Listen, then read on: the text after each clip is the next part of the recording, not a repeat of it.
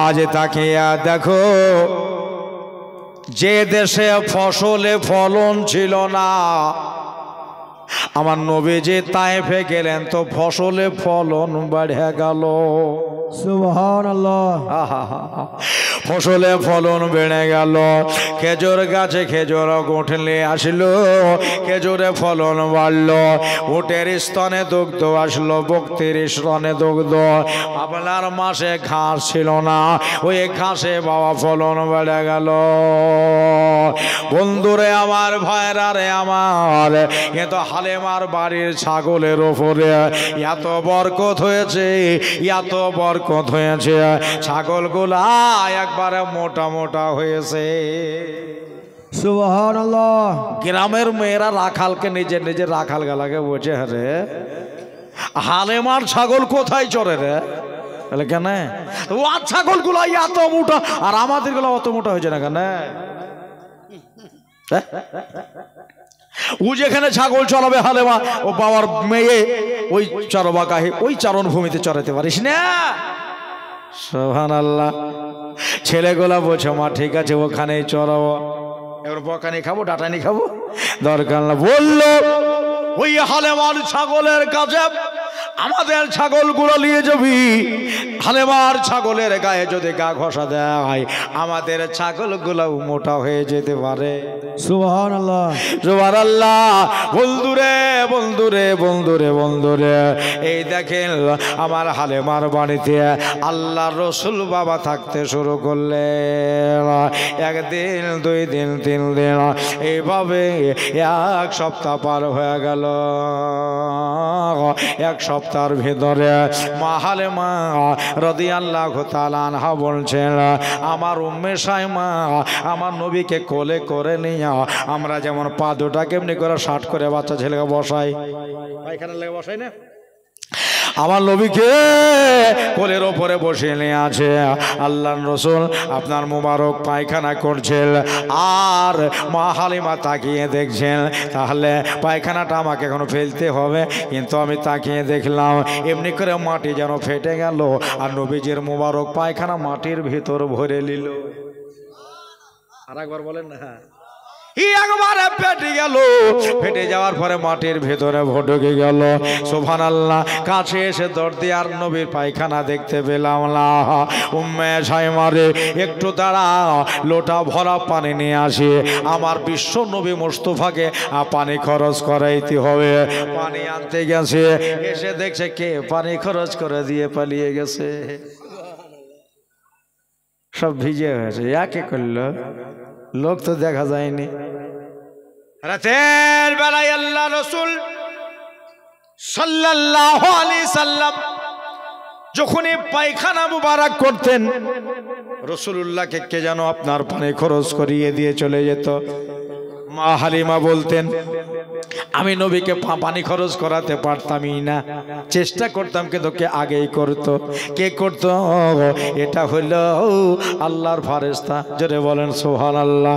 আল্লাহর ফেরেশতা নবীর খাদেমি করতো, নবীর গোলামি করতো। আমার মারে, আমার ভাইরা রে, কিন্তু হালেমার বাড়িতে এত আল্লাহ বরকত নামিয়ে দিয়েছে। অন্য ছেলেরা এক সপ্তাহে যত বড় হয়, নবীজি কিন্তু একদিনে মনে হয়েছে অত বড় হয়েছে। ওরা 6 মাসে যত বড় হচ্ছে, আল্লাহর নবী 1 মাসে মনে হচ্ছে অত বাড়ছে। আর ছেলের কত রহমত, ছেলের কত বরকত। মা হালেমার স্তন চুষে পান করে। বন্ধুরে বন্ধুরে বন্ধুরে, এইভাবে আল্লাহর হাবিব 1 মাস পার হয়ে গেল। হালেমার বাড়িতে 2 মাস কেটে গেল, 3 মাস কেটে গেল। এইভাবে কিছুদিন গুজরে যাওয়ার পরে ওদিকে চলেন মা হারা আর স্বামী হারা মা আমেনা বাড়িতে বারান্দা আপনার 2 চোখের পানি ঝরিয়ে মা বসে বসে বসে কাঁদছে। জানাবে আব্দুল মুত্তালিব সাহেব সোজা চলে গেলেন আমার আমিনার ঘরের ভিতর। জোরে বলেন। ভেতরে গিয়ে দরওয়াজা খুলে ভেতরে প্রবেশ করার পরে জিজ্ঞাসা করলেন আমেনা মন কেন খারাপ? আমেনা গো তোমার চোখ দিয়ে কেন পানি ঝরছে রে মা? তোমার স্বামী নাই বলে তোমাকে কি ভালো লাগে না? না বাবার বাড়ি বেড়াতে যাবে? মা আমিনা বলছেন হুজুর আমার স্বামী নাই তো কি হবে, আমি এখানে আল্লাহর ঘর কাবা দেখবো আর থাকবো। জোরে বলেন সুবহানাল্লাহ। আব্বাজান আমি ওই ঘরানার বৌমা যে ঘরানায় আল্লাহ রসুলের জন্ম হয়েছে। আমার মতো সৌভাগ্যবানকে কেউ আছে? জানাবে আব্দুল মুত্তালিব সাহেব বলতেছেন আম্মা জান আমেনা তাহলে তোমার সাথে আমার একটা কথা, মনে দুঃখ না হলে প্রাণে দুঃখ না হলে মানুষের চোখ দিয়া পানি বার হয় না। আমেনা রে ও আমেনা, আমেনা বলো কে তোমার মনে দুঃখ হলো? বলে আব্বা গো যখন শুনবেন তাহলে শোনেন, দুঃখ হলো এটাই আমার বেটাকে সেই নিয়ে গেছে, আজ 6-7 মাস হয়ে গেল। অন্য ছেলের বাবারা 5 বার 7 বার 3 বার 4 বার করে দেখে আসা হয়ে গেল। আমার মনে দুঃখ হয় আমার আব্দুল্লাহ আমার স্বামী যদি থাকতো আমার ইয়েতিমকে দেখে চলে আসতো, আমার মুহাম্মদ সাল্লাল্লাহু আলাইহি সাল্লামকে একবার না একবার দেখে আসতো। আমার স্বামী নাই এই জন্যে দুনিয়াতে আমার বেটাকে দেখতে যাওয়ার কেউ নাই। আব্বাজান এই জন্যে আজকে স্বামীর কথা মনে হয়ে গেল, আমার আব্দুল্লাহর কথা মনে পড়ে গেল। আব্বা গো স্বামী হলো মাথার তাজ, আজকে যে মা বোনেরা স্বামীর নামে দান করছে আল্লাহ কবুল করবে, স্বামীর কবরকে ভালো করবে। বন্ধুরে আমার ভাইরা আমার আব্বাজান ওই জিনিসটা আমার কুরে কুরে কুরে কুরে কুরে খাচ্ছে। আজকে আমার ছেলেটাকে কেউ দেখতে যাওয়ার মতো নাই। জানাবে আব্দুল মুত্তালিব বলেন মা কথাটা তো খারাপ বলনি, কথাটা ভালোই বলেছ। জোরে বলেন। এই জন্য আমার এক বেটা গেছে, এখনো আমার বাড়িতে 11খানা বেটা আছে। জোরে বলবেন না সুবহানাল্লাহ। আমাকে আল্লাহ 12 বেটার বাপ বানিয়েছে। আমি না গো তবে দাঁড়াও দেখি আমি কাউকে পাঠিয়ে দিই। একটা বেটা গেল তো কি হলো, এখনো আমার 12 আর ভেতরে 11 বেটা এখনো আছে। আমি বাইরে বেরোলাম, তাকিয়ে দেখলাম আমার বেটা একটার নাম হলো আব্বাস। আব্বাস দাঁড়িয়ে দাঁড়িয়ে আমাদের সব কেসা শুনতেছে। ওই যে আব্বাস দাঁড়িয়ে জানাবে আব্দুল মুত্তালিব বলেন বেটা রে ও বেটা আব্দুল্লাহ মার চলে আসে, কিন্তু তার বেটাটাকে নিয়ে গেল। এখন কেমন ভাবে দেখাশোনা করছে, ভালোবাসছে না খারাপ ভাসছে, একবার দেখে আসলি না রে। আমার আবু তালেবও গেল না, আমার হারেস গেল না, আমার আব্বাস গেল না, আমার কোষায় গেল না, কোনো বেটায় গেল না।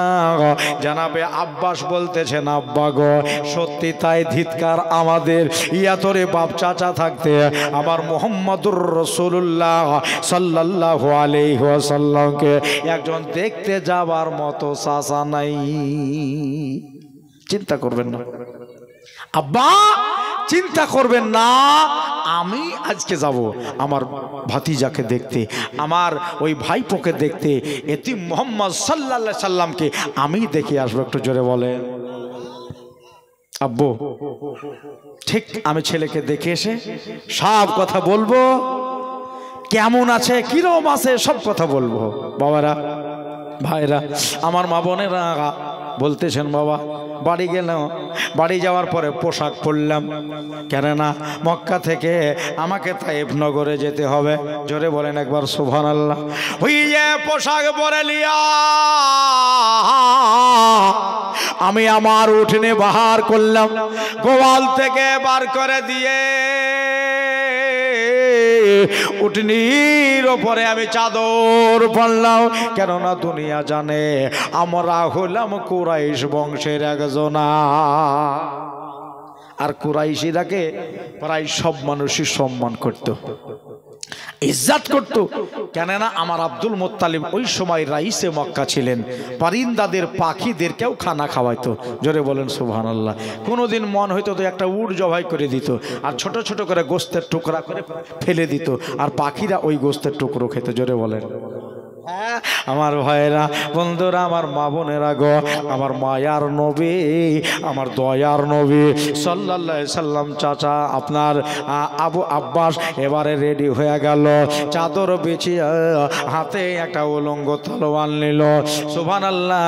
কুরাইশ বংশের যারা যেখানেই যেত হাতে একটা করে তলোয়ার নিয়ে যেত, একটা করে নিত। ইয়ে চললে নিজের জান সুরক্ষিত রাখার চললে হাতে একটা করে তরবারে থাকতো। বন্ধুরে, আমার দাদারা রে, আমার মা বোনেরা রে, আমার ভাইরা বেরিয়ে গেল, উটের ওপরে চড়ে নিল। জানাবে আব্দুল মুত্তালিব বলছে, যা বেটা তাড়াতাড়ি করে যা, ছেলে কেমন আছে একটু ছেলেটাকে কোলে নিবি। আব্বাস রে, ওই ছেলেটার মাথায় তো ডাইন হাতখানা একটু বলিয়ে দিস, কোলে নিয়ে একটু ডান হাতখানা ছেলের মাথাতে বলিয়ে দিও, কেন না ছেলের বাবা নাই। আমার বন্ধুরে, আব্বাস চড়ে নিল উটের ওপরে, উটের ওপর চড়ে লাগামে টান দেওয়া হলো। ওই যে লাগামে টান দিয়া শুরু করলো যেতে, মক্কা থেকে তায়েফ নগরের দিকে পৌঁছিলেন। সোজা চলে যায় তায়েফ নগর পৌঁছে যাওয়ার পরে এখন হালেমার বাড়ি কোনটা তা তো জানে না, নাকি বলছেন? কোনটা জানে না। গ্রামের মানুষকে জিজ্ঞাসা করা হলো, ও ভাই, এই দেশে আবু জুয়াইবের বেটি হালেমা, সাদিয়া গোত্রের মহিলা, যার স্বামীর নাম হারেস, তার বাড়িটা কোনটা তোমরা কি বলতে পারবা? গ্রামের লোক বলল, কেন পারবো না, মেয়েটা তো বড় মশহুর, কেননা এমন একটা ছেলে নিয়ে এসেছে মক্কা থেকে। জোরে বলেন আরেকবার। এমন একটা ছেলে নিয়ে এসেছে মক্কা থেকে, যার চেহারা দেখে গ্রামের মানুষের সব আকৃষ্ট হয়ে যাচ্ছে। ওই ছেলের জন্য সারা গ্রাম বরকতময়। ওই দেখো ওই বাড়িটা দরওয়াজায় তালা মারা আছে। জোরে আরেকবার বলে দেন, দরজায় তালা মারা আছে। ওইটাই হলো হালেমার বাড়ি। উটের লাগাম টেনে আপনার উটের পা বাড়াতে বাড়াতে মা হালেমার দরজার কাছে গেলেন। আজকে জানাবে আব্বাস বসে আছে উটের ওপরে, উট থেকে তালোয়ার নিয়ে নিচে নেমে গেলেন। নিচে নেমে যাওয়ার পরে গো তাকিয়ে দেখতেছেন ওই আপনার দরজায় সত্যি তালা মারা। মানুষদের জিজ্ঞাসা করা হলো যে হালেমা কখন আসবে, কোথায় গিয়েছে? হালেমার গৃহে তো দরজায় তো তালা ডালা হওয়া আছে, হালেমাকে কোথায় পাবো, কোন জায়গায় পাবো? গ্রাম্য মহিলারা বলল, ও মাক্কি লোক, ও মাক্কি মানুষ গো, এখানে হালেমার দেখা পাবেন না, সে চারোয়া গাহে গেছে, চরণ গাহে বহু ছাগল, তার মোটামুটি 70-80-85টা ছাগল, আর নিজেরই ছাগল। ওই ছাগল চড়াতে যায়, কোনোদিন আপনার ওর বেটিকে এগুয়ে দিয়ে আসে। আজকেও বেটিকে এগোতে গেছে, কিন্তু এখনো বাড়ি আসে না, জানি না কখন বাড়ি আসবে। তবে সূর্য ডোবার আগেই বাড়ি ঢুকে যায়, এটা আমরা ভালো করে জানি। জানাবে আব্বাস এবার বলো, তাহলে দরজার কাছে বসি, হ্যাঁ এখানে বসি, এখন কখন আসবে? বিকাল হইতেও পারে, তাহলে ছেলে নিয়ে আসবে, ছেলেটাকে দেখবো, তারপরে বাড়ি যাব। এত দূর রাস্তা যখন অতিবাহিত করে এসেছি, ছেলেটাকে দেখবো, তারপরে বাড়ি যাব। সুবহানাল্লাহ, সুবহানাল্লাহ। এই দেখেন বাবা, আব্বাস বসে রয়েছে আপনার কোণে ঘটনায়, একবার কোণে দেখে আবার হাত নাড়ে, একাই বসে আছে। পাশে আপনার বাড়ির একটা মহিলা আপনার একটা মুড়া দিল বসার জন্য। ভাই এখানে বসে যান। বসে বসে হালেমার বাড়ির দিকে তাকাচ্ছে, দরজার ফাঁক দিয়ে দেখতেছে যদি দুইটা দোলনা টাঙা আছে। আছে একবারে দরজার সোজাসুজি দুই দোলনাতে কিন্তু বাচ্চা শুয়ে আছে। আব্বাস বলছেন আল্লাহ গো, ছেলে তো দোলনাতে আছে, মানুষ বাড়িতে নাই, হালেমার স্বামী নাই, হালেমার মেয়ে নাই, হালেমার নিজে নাই, কিন্তু তালা মারা। ইয়াই ভালোবাসা? এই ছেলেকে তুমি লালন পালন করতে নিয়ে এসেছ?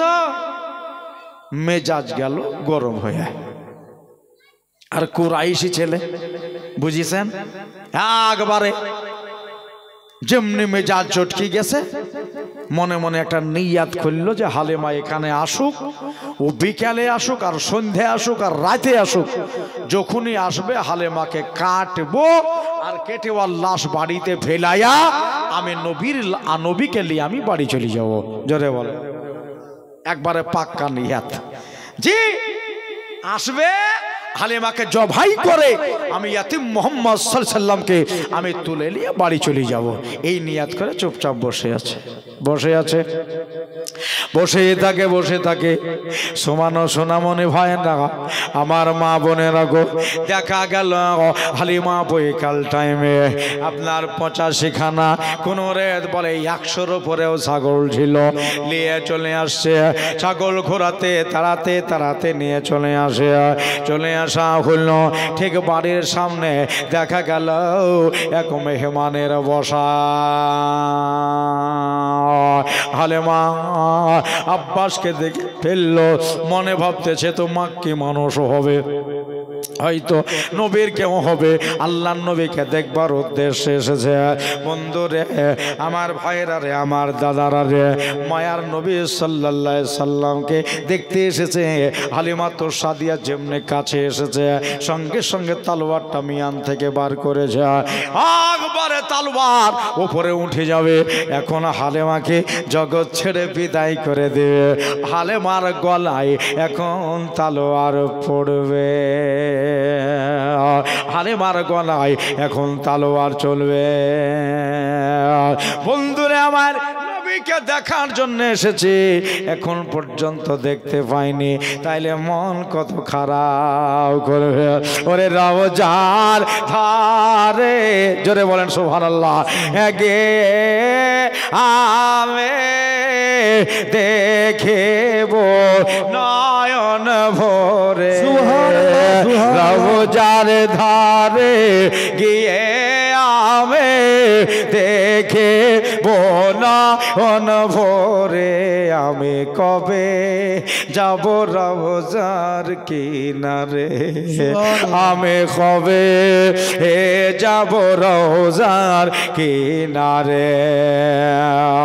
যে গিয়েছে মদিনাতে নবীর দিদারে, বাবা গো, যে গিয়েছে মদিনাতে নবীর দিদারে, শাফাআত করবেন দয়াল নবী পায়ে হাদিসের ভেতরে। নারে তাকবীর, নারে রিসালাত, ইয়া রাসূলুল্লাহ, মাসলাক আলা হযরত, পায়ে হাদিসের ভেতরে আমি কবে যাব রওজার কিনারে।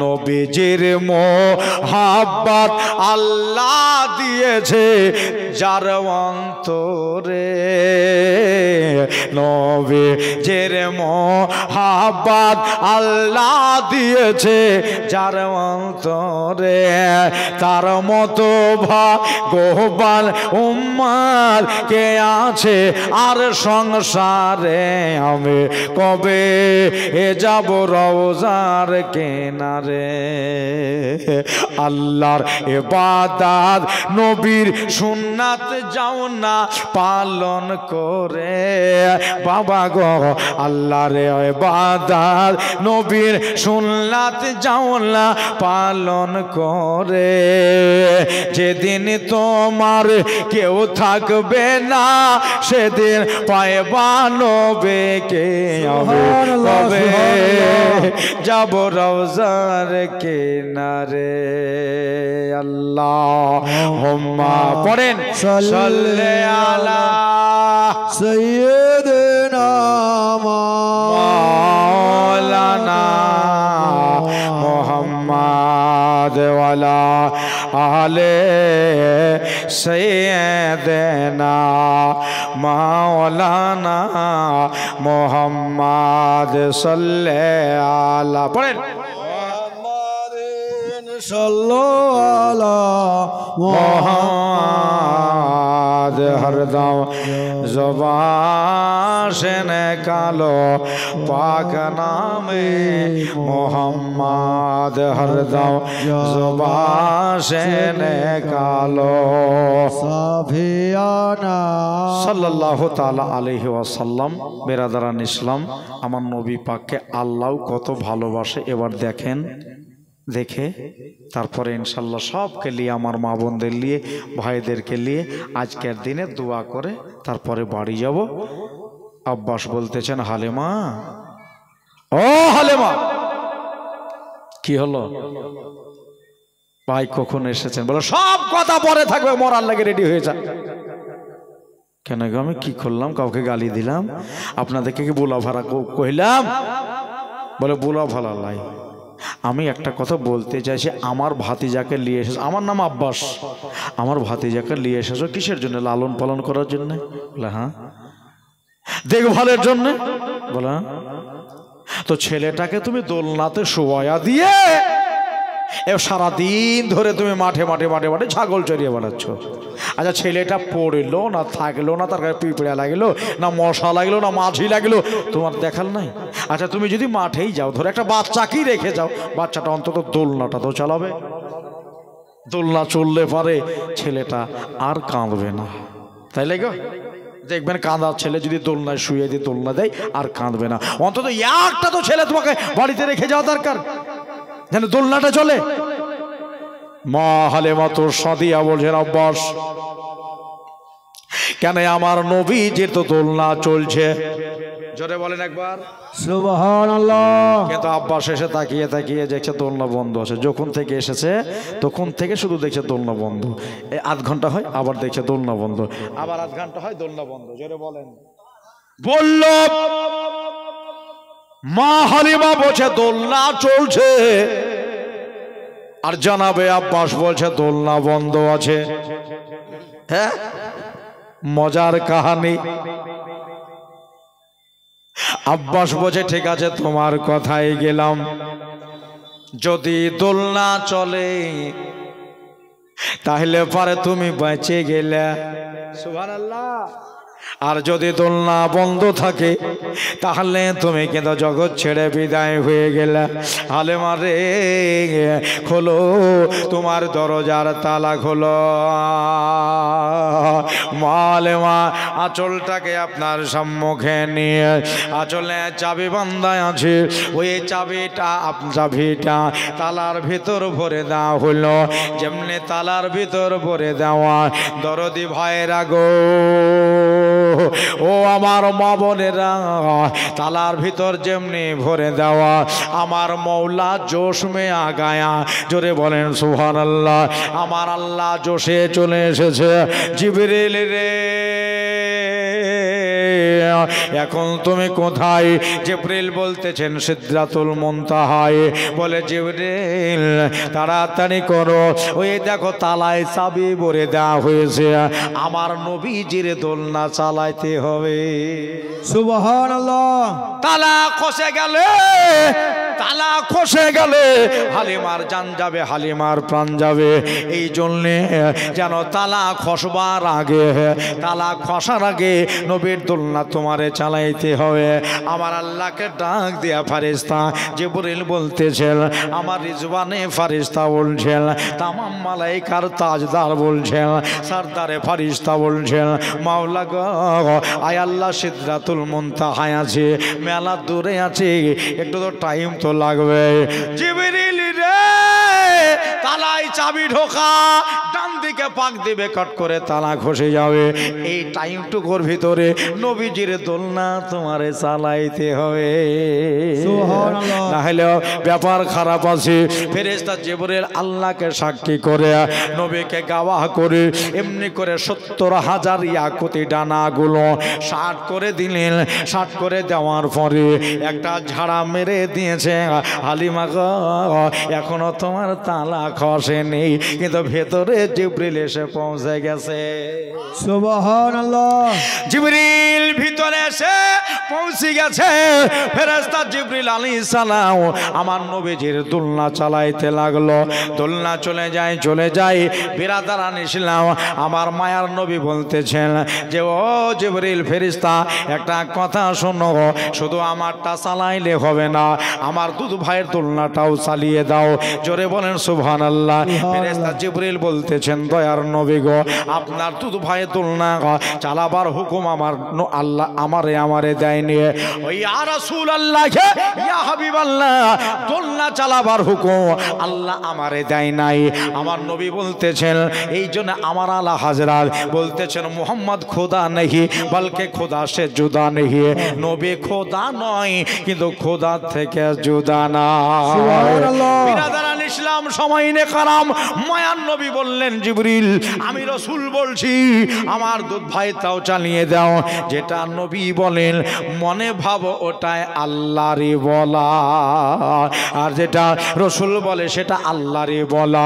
নবীর হাত নড়ে বটে, মুমিন ইয়াদ করো, ওটা মুমিনের, ওটা ইয়াদুল্লাহ নড়ছে, আল্লাহ রসুল চোখে দেখেন বটে, মনে করো ওটা আইনুল্লাহ দেখছে।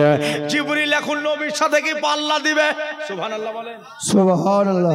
হ্যাঁ, আজাজিল শয়তান কি হলো, সব ফেরেশতা মানলো কথা আল্লাহর, আর আজাজিল মানলো না। তখন শয়তান হইতে হলো কিসের জন্য? শুধু নবীর তাজিমের জন্য। জোরে কি বলবেন না সুবহানাল্লাহ? আওয়াজ কি দেবেন না সুবহানাল্লাহ? শুধু নবীর তাজিমের জন্য ফেরেশতা আপনার সবাই করলো, কিন্তু শুধু আজাজিল করলো না। তার জন্য শয়তান না লোকের ত্বক করলো, ইয়ে লানাতে ত্বক গলায় ঝুলে গেল। আমার মায়েরা রে, আমার ভাইরা রে, বলার উদ্দেশ্য হলো নবীর তাজিমকে ঝুটলায় না, নবীর তাজিম করো।